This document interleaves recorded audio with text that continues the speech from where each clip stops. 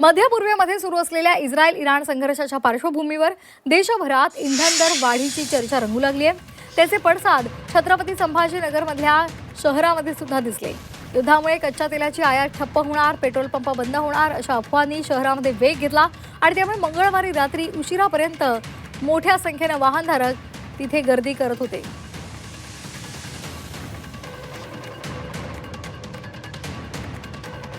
इथला आढावा घेतला आमचे प्रतिनिधी विशाल करोळे यांनी। पाहूयात।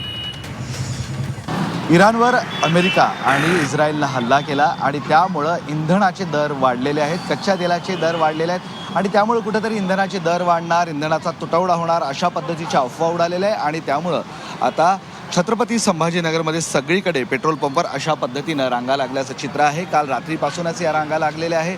इंधनाचे दर जवळपास 20 ते 30% वाढणार अशा पद्धतीच्या या अफवा आहे आणि त्यामुळं लोक पेट्रोल डिझेल भरून घेण्यासाठी अशा पद्धतीनं गर्दी करत आहेत। नागरिकांनी गर्दी केलेली आहे, क्षमतेपेक्षा जास्त गाडीमध्ये इंधन भरलं आहे, त्यामुळे निश्चितपणे पेट्रोलचा आणि डिझेलचा तुटवडा जाणवायला सुरुवात झाली आहे। मी संभाजीनगरच्या क्रांती चौक पेट्रोल पंप, आता इथं साधं पेट्रोल संपलेलं आहे, आता फक्त पॉवर पेट्रोल या ठिकाणी उपलब्ध आहे। मात्र हे पेट्रोल थोडं महाग असूनही नागरिक ते भरून घेण्यासाठी गर्दी करत आहे, कारण अफवानुसार संध्याकाळी 4 नंतर सगळे पेट्रोल पंप ड्राय होतील असं लोकांचं म्हणणं आहे आणि त्यामुळं ही सगळी गर्दी केली आहे। छत्रपती संभाजीनगरमधील 3 ते 4 पेट्रोल पंप लोकांनी जास्त प्रमाणात पेट्रोल भरण्यामुळं आता बंद पडलेले आहेत। मात्र